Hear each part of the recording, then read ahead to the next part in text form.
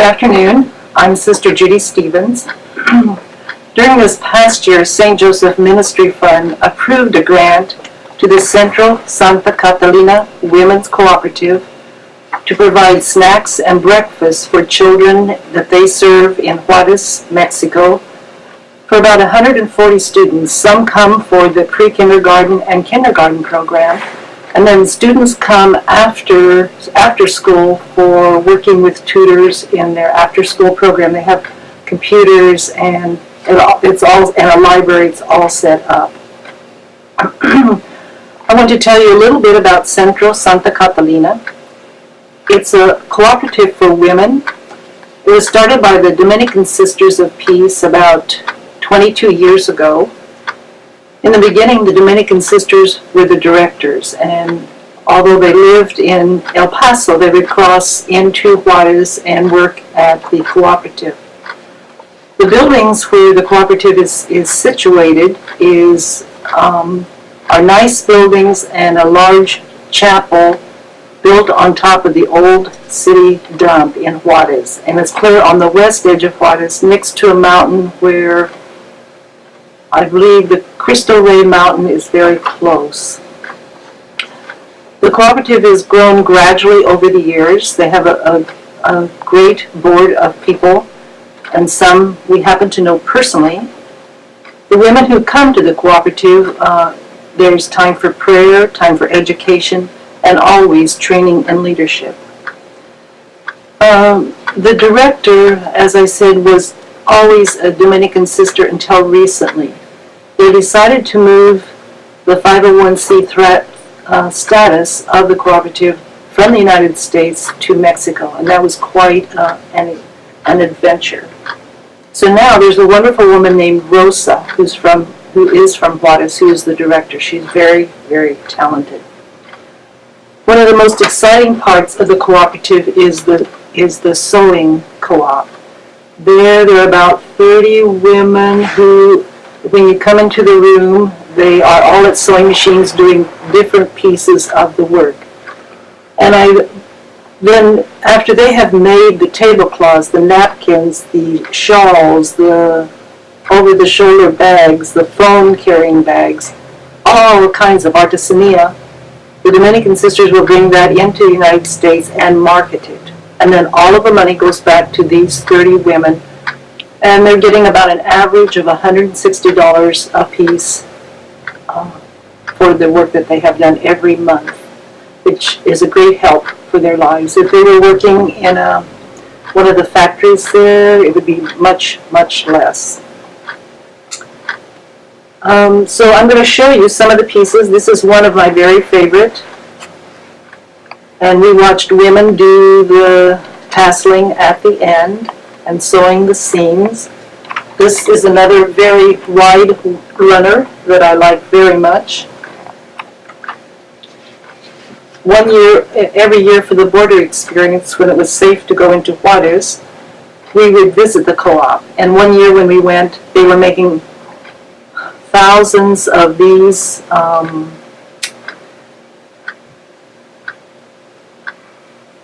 stoles to use for different religious events.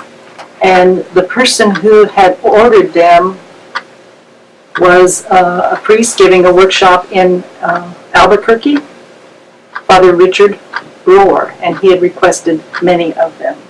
So the women of the cooperative are very grateful for the grant that they have received. They've received grants other years also.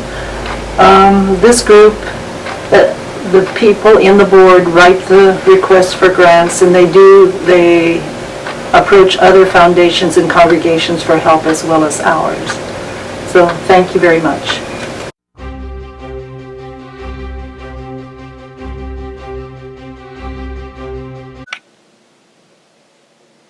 I'm Faye Gilsman, and this is Sister Pat. I guess that's not good stuff.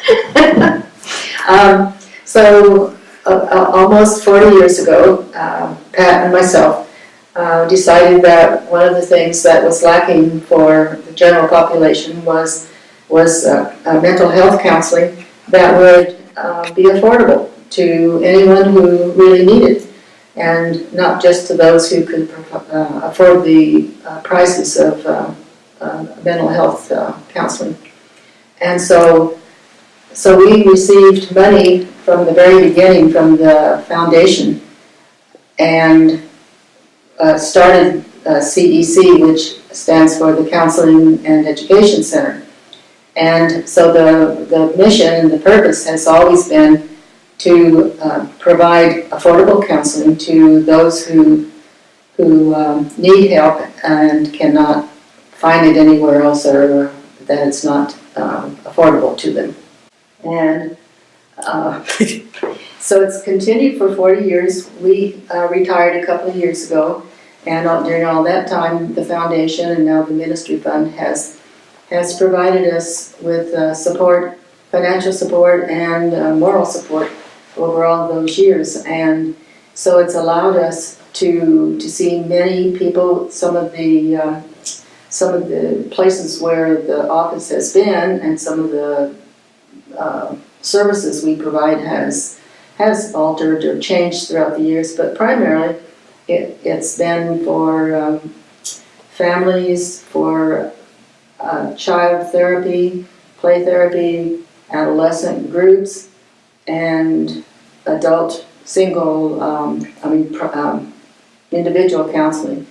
And the reason that we've needed financial help all along, from where we're a 501c3 nonprofit in Colorado, and so we depend on donations, fundraising, grants, and so that's where the foundation comes in.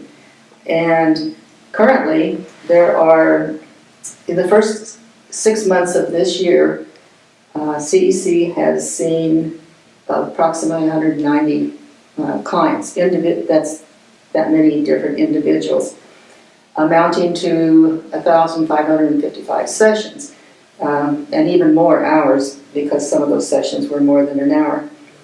And 136 are adults, and 52 were children, either child therapy alone or with a parent or as family.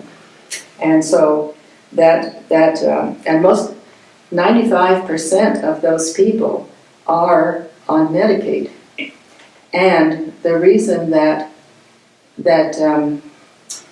CEC needs help is because there is an institution in Grand Junction that has the state Medicaid. They're the umbrella for it. They get to decide who they're going to allow to be providers. And so at this particular time, there's only one Medicaid provider that we can charge for sessions. The rest of them all depend on, we can't charge the people who come because it's a government-funded federal agency, Medicaid is, and so if they have Medicaid, we can't charge them. And so we can't even charge on a sliding scale if they have Medicaid. We never turn anybody away. Nobody is turned away when they go through the door. They get appointments pretty fast. If they don't get into the Medicaid provider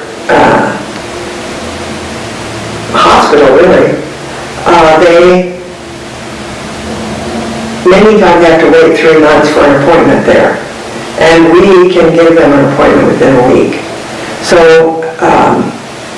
we've kept ourselves small, and over the years, we've asked the foundation for less money than we did when we first started, because CEC is well known now in the city, and people are more willing to help us, and the fundraisers work a lot better and are more effective and bring in more money. They're very, very busy, you know that. They have about 30 clients per week. And as she said, at that place where where they're the authorized Medicaid providers, they can't get people in. People sometimes don't like to go there because it's a big institution. And so they just really feel really comfortable at CEC. And when Pat and I decided we were not going to be there forever, we do have a local board there, and we asked them, we told them we were going to not be there forever, and would they like for it just to kind of die down, or do they want to keep it going? And they were adamant that they wanted to keep it going because it provides a very much needed service in Grand Junction, and CEC is the only agency that is a nonprofit mental health counseling agency known to provide counseling no matter whether you can pay or not. And so we do thank the foundation for helping us to keep it that way. And we thank all the support we've gotten from all of our sisters, all of you, during all of these years. So thank you.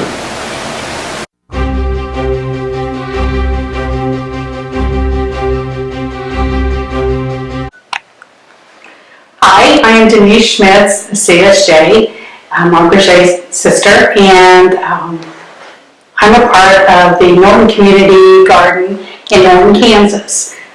In 2012, I had a dream, and in that dream, God put it on my heart that I need to feed the people. And I wasn't quite sure how to do all that. So we worked at different ways of thinking of how we could do that, and then due to time confinement, I didn't pick that project back up until 2017. And a group of people came together and said, we would like to have a community garden. A twofold purpose, actually. One, to have an opportunity for those people who had no space to plant a garden, and one, to plant a garden and give back to the community in a way that we saw was necessary. We did a lot of work, did up our mission statement, started looking around for startup funds, and we applied to the St. Joseph's Ministry Foundation to ask for help in getting it started because we virtually had nothing other than the raised beds. So we applied, and they were generous enough to give us the grant. And with that grant money, we bought all the things that we need to use in the garden, from hose to barrels to the lawnmower, all those things that are needed to help you garden. We had 9 people that actually ended up with raised beds, and they planted what they wanted to plant. They were responsible for taking care of those. And then we had an in-ground garden, which is what we planted for the community. And we planted butternut squash, and acorn squash, and watermelon, cantaloupe, tomatoes, and pumpkins. And not being a well-rounded gardener, we planted way too much of everything. We planted 10 mounds of pumpkins and 10 mounds of cantaloupe and 10 mounds of watermelon, and you guessed it, on the squash too. And when things started growing, boy, did it take off. God was very generous this year with the bountiful rains that we had, so our garden grew rapidly. We harvested the squash and the pumpkins and the watermelon and the cantaloupe. The cantaloupe and the watermelon we took to God's Pantry, which is our food bank, and they were most appreciative, and the people who received them were very generous in their praise and thanks for giving that produce to them. We took, we had cherry tomatoes that I had planted because I can't eat them now, and I had 15 varieties. So those went down along with the Roma tomatoes. They went to our daycare centers throughout Norton, the city of Norton, and they were appreciative of that. We share our produce with Whispering Pines, which is an assisted living center, and Andy Home, which is a nursing home, and with the Senior Citizens Center, which allows senior citizens to come down and they feed them on a regular basis, a lunch meal. And we've had our produce there, and they were able to take some home for their personal use. Without the ministry's grant to us, we would not have been able to complete the Norton Community Garden. The real name of our garden is Norton Community Coalition Garden, but I just call it our community garden. We're looking forward to next year. We've had a lot of interest. A lot of people have come by and said, tell me about these raised beds. And they are like 4 feet high. So, those people, like myself, have bad knees and bad back, and have to get on the ground and can't get up from gardening. And it's right up to waist level, so you can garden, and it's just easy as all get out. I just love those garden beds. And so we all offered more of those. We now have 24 signed up for the 2019 year, and we have interest in both of the ground beds and asking if we could break out some additional land too for them to farm and put their gardens in. So we'll have to see about that. I can't thank sisters enough. Your generosity to allow us out in western Kansas to have this garden, to be able to give back to the Norton community, and to allow people from the ages of 49 to 85 be able to have a place to garden has just been awesome. It is such a blessing, and without their money, truly, we would not have ever had a community garden. I hope this continues to grow, and we have to get a larger piece of ground in 5 years to accommodate everyone. Thank you again for your generosity. It is greatly appreciated.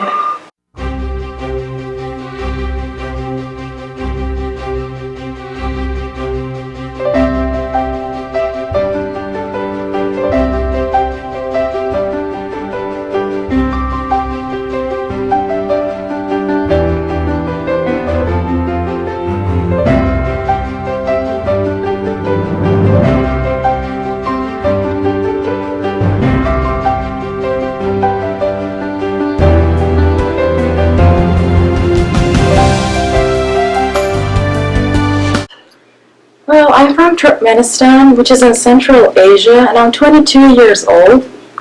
And I'm a student in Delta State University in Mississippi.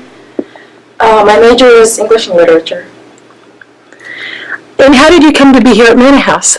My sister used to live here first, and I used to live on campus. And then after she graduated, after she left to her university in Nebraska, I asked sisters if I could live here.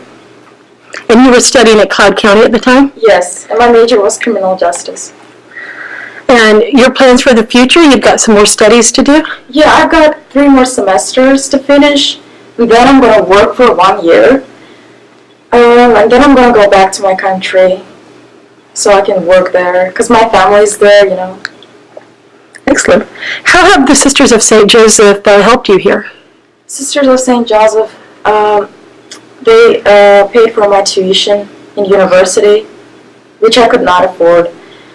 And those people helped me a lot throughout my years at Cloud County Community College. They gave me support, love, and it's like my family, You have special relationships with the people here?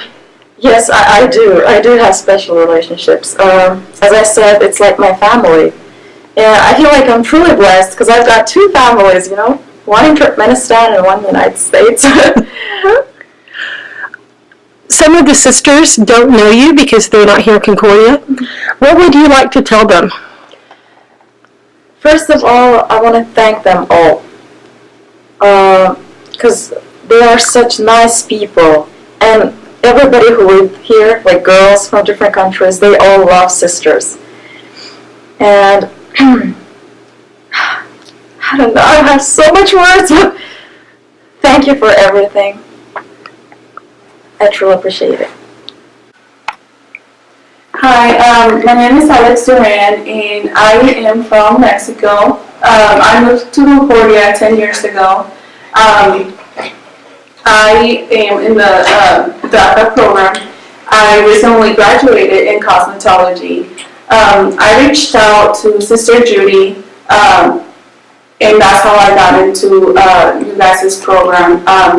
Right now, I am working as a cosmetologist at Ulta, and honestly, it's the best thing that, best decision I have ever made. They helped me with half of my schooling, and here I am. So it has done a lot for me. I was working 3 jobs, at a time, and going to school had opened many, many doors. So I am so glad I reached out to Sister Judy for this.